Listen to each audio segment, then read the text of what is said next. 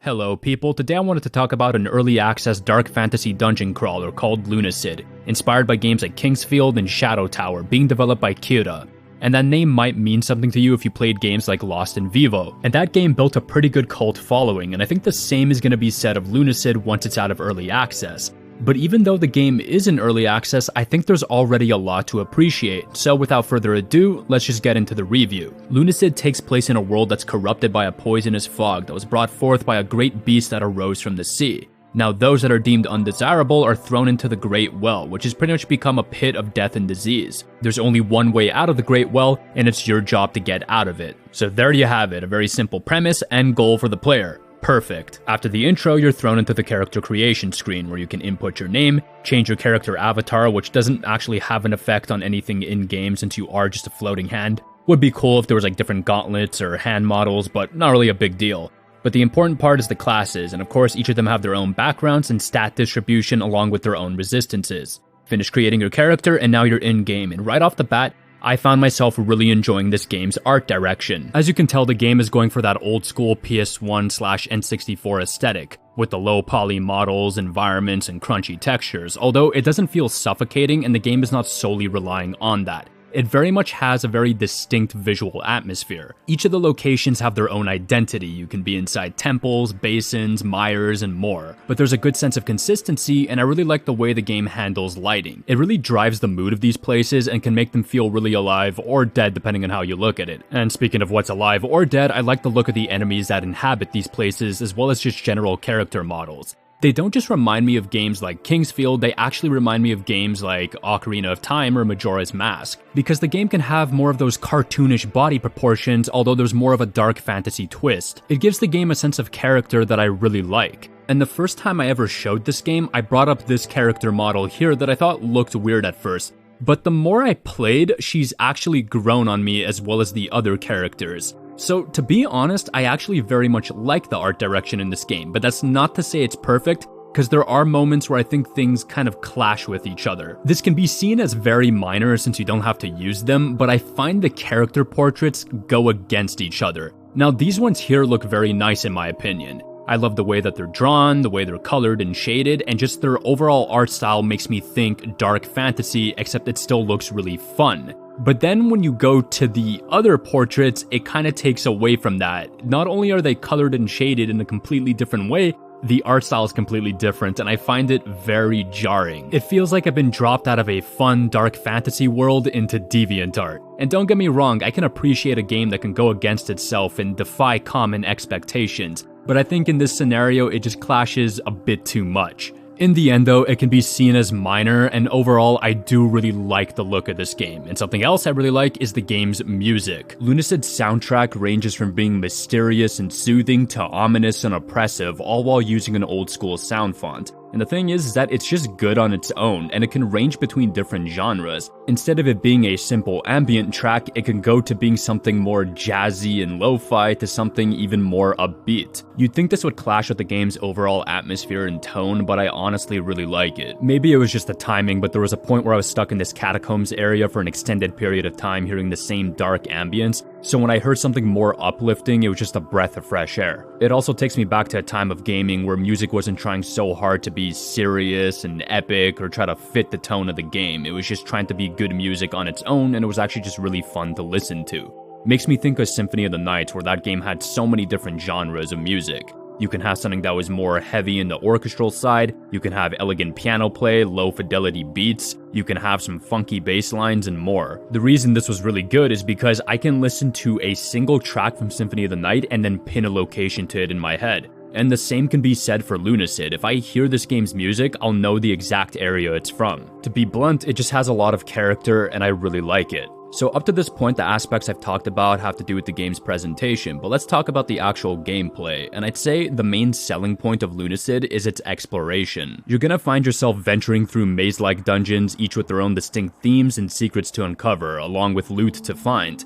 And the thing is that you're gonna get lost, but you see, getting lost is part of the experience and what makes this game so enjoyable. You see, when you spend so much time in a location and then you find a new path or area to explore, you're gonna feel a sense of excitement. Your curiosity just spikes and that feeling of adventure just gets stronger. I absolutely love my time crawling through this game's dungeons, but it can have some issues. For example, some areas seem to be these long stretches of land, and the problem with that is that your movement speed in this game is rather slow. You can level it up and get to a much better speed at a pretty early level, but these areas can still feel like a slog to go through. The game also makes use of a lot of narrow and long hallways, and getting lost is a part of the experience, but sometimes it might be a little too easy to get lost, because these pathways can kind of blend together in your head, and sometimes you can't tell if you've discovered something new or if you just looped back around without realizing. And there's no map system in the game to sort of ease the exploration, although there's people already making maps for the game, and that already gives Lunacid a sense of community that I really like. Although if a map system were to be added, I'd probably go the Hollow Knight route, where you'd have to find a specific NPC within an area to get a map of that specific area.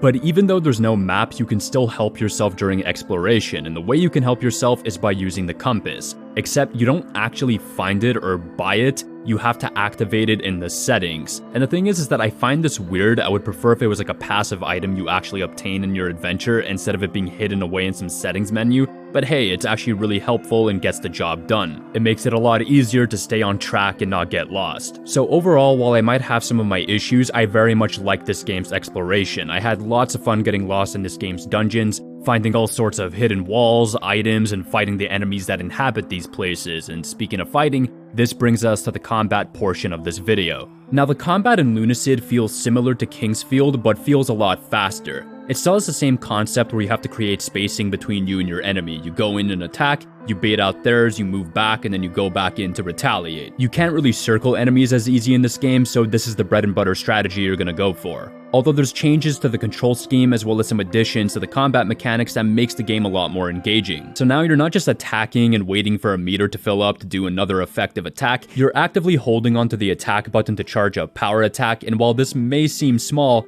it actually does add that little bit of engagement that Kingsfield really needed. There's also a guarding mechanic where you can block damage, but what I find interesting is that some weapons have different thrust and backstep stats attached to them. So the higher the thrust, it allows you to lunge a bit when you do a power attack, and the higher the backstep, when you guard while moving back, you'll jump back a bit, which acts as a sort of dodge. So you can actively be defensive and aggressive all at the same time, which speeds up the pacing of combat tremendously in comparison to Kingsfield. Different weapons also have different status effects, and depending on the enemy, certain weapons are going to be better against them than others. So it's actually viable to switch between weapons and test certain things out for certain enemy types. Now, while I like the combat, it does have some issues here and there. So for example, I think hit detection and responsiveness can feel a little wonky at times, although the problem I have has to do with enemy collision. Their collision is still active while they're in their death animation, and the problem with this is that sometimes they drop items, but you can't pick it up because you have to wait for their body to fully disappear. Even if their body isn't on screen, their collision is still active, so instead of picking up an item, all you're doing is grinding against some ghost ass. Overall though, I still do like the combat in the game. It is simplistic in comparison to games like Elden Ring or Elderborn, but it doesn't need to be like those titles. It gets the job done and it's engaging enough. Although I only spoke on melee combat, there is ranged weaponry as well, but I didn't really use it that much in my playthroughs, but I did use a lot of the magic in the game. Now, magic can feel underwhelming at first because the spells can have a bit of a slow cast time and the damage is not really that significant. But when you level up the intelligence stat, cast times are pretty much instant and you can deal some pretty effective damage. And just like weapons, different spells have different status effects, so depending on the magic you use, it'll be more useful against one enemy over the other. The thing about magic though is that it's not just something you throw at somebody to deal damage, they actually have different uses. You can summon a spirit to help you fight, you can heal, you can apply stat buffs to yourself, while other spells can help you navigate the world.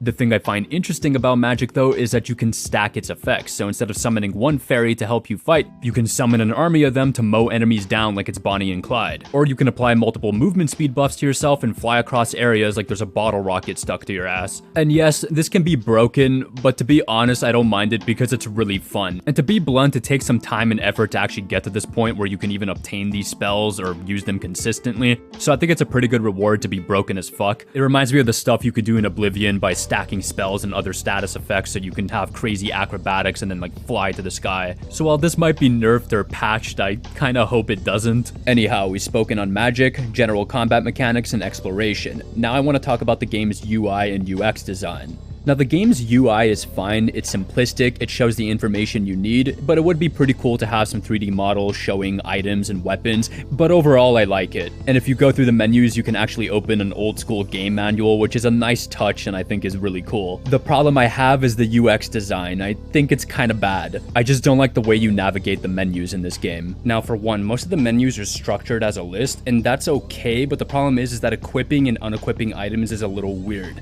So to equip something, you have to go to the item, activate it to see its stats and information, then you have to go to the equip prompt and then press it to equip the item. And it sounds small, but the thing is that it adds up and it can get pretty tedious when you're trying to switch between different weapons and spells between areas to test stuff out. Another thing is that there's no dedicated back button, so you can't just press something to go to the last menu you were in. You have to go to the return prompt in order to do so, which is also a little weird. And the thing is that this layout and control scheme carries over to things like vendors and alchemy. For example, alchemy is a guessing game, so you're pretty much mixing and matching different ingredients with each other to see if you can craft a potion of some sort. The thing is that it's separated by different menus with the same control scheme, and if you get the formula wrong, there doesn't seem to be a dedicated button to just clearing all the ingredients, so you have to go in each of the menus, then equip nothing in order to remove them. And another weird thing is that when you do mix and match the right ingredients and you do craft a potion, it just clears all the ingredients, so I don't even know what the fuck I used in order to make something. Now the game works with keyboard and mouse as well as a gamepad, and the gamepad is very comfortable, and I played most of my playthrough using one. It's just that I think the keyboard and mouse is better suited to this game's UX design, although I still think it can be heavily improved, so this is what I would do. So for one, instead of having to activate an item to see its information and stats, I would simply just allow you to scroll over the item to see that information, and then you just activate the item in order to equip or unequip it.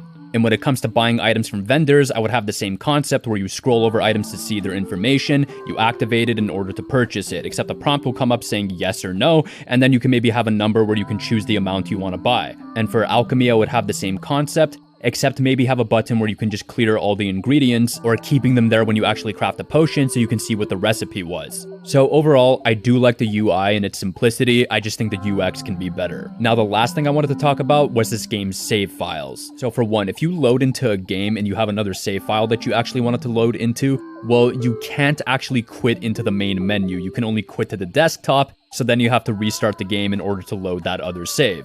Another thing is that it seems like Steam Cloud saves aren't activated with this game. Recently I actually had to move to a new hard drive because my other one was failing, and in doing so I actually lost my save files when reinstalling this game, so I had to hook up my old hard drive, transfer the files, and now I have my save files back. Also, when checking on my Steam Cloud page, it seems that Lunacid isn't listed, so I just don't think it's actually activated. This might be something to look into. But outside of this and a couple of other issues, I very much enjoyed my time with Lunacid. It may be early access and you can get to the end of the development screen pretty quickly, but the thing is that I've actually spent like 13 to 14 hours on this game and I've enjoyed every bit of it. I do have my gripes, but I think there's a lot to appreciate. I like its premise, it has a distinct art direction, I love its music, I think the exploration is great and I enjoyed getting lost inside this game's world. I was engaged enough by its combat and magic. I'd say the main things that bothered me is the UX design, as well as some certain gripes I have with art direction and other gameplay aspects. But overall, this is shaping up to be a fantastic dark fantasy dungeon crawler. Anyhow, thanks for watching, and I hope you enjoyed. Peace.